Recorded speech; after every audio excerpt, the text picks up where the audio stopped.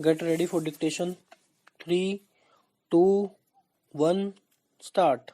Having heard the learned counsel for the parties, we are satisfied that the appeals are liable to be dismissed. Full stop. It is well settled that one of the co-owners can file a suit for eviction of a tenant in the property generally owned by the co-owners. Full stop. This principle is based on the doctrine of agency. Full stop. One co-owner filing a suit for eviction against the tenant does so in his own behalf, in his own right, and as an agent of the other co-owners. Full stop.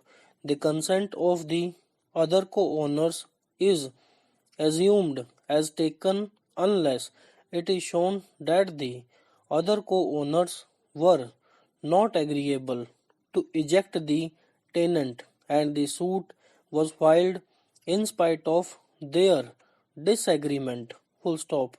In the present case, the suit was filed by both the co-owners. Full stop.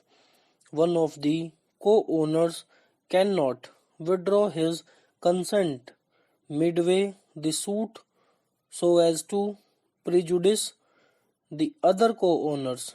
Full stop. The suit once filed, the rights of the parties stand crystallized on the date of the suit, and the entitlement of the co-owners to seek ejectment must be adjudged by reference to the date of institution of the suit. Full stop. The only exception being when, by virtue of a subsequent event, the entitlement of the body of co-owners to eject the tenant comes to an end by act of parties or by operation of law. Para change.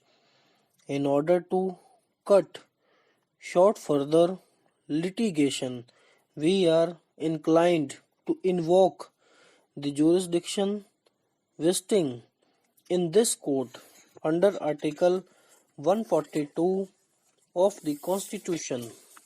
Full stop. As noted in the earlier part of the judgment, the land standing below the structure has been partitioned. Full stop.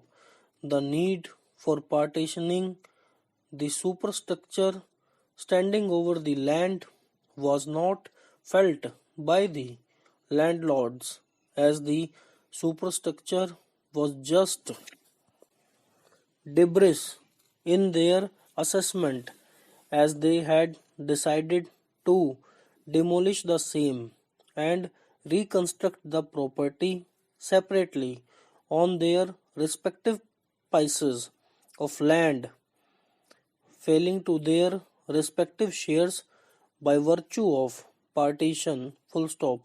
In the absence of the superstructure having been actually partitioned, it can be assumed that the superstructure would go with the land, and each of the co-owners would in any case be entitled to that part of the superstructure which corresponds with the land underneath as fallen to the separate shares of the two. Para change. During the pendency of this appeal, we had directed the parties to explore possibility of the settlement, if any, and also to draw an agreed map of the property showing the house property divided into two portions indicated in separate colors so as to point out that part of the property to which the heirs of Baldev would be entitled, and that part of the property to which Rama Devi and now her transferees would be entitled. Full stop. Unfortunately, the parties have not been able to draw an agreed map. Full stop. Both the parties have filed their separate maps. Full stop. On a perusal of the two maps, we do not find any substantial difference therein. Full stop. Friends, इस वाली dictation में थोड़ी सी गड़बड़ हो गई थी, so please manage कर लेना.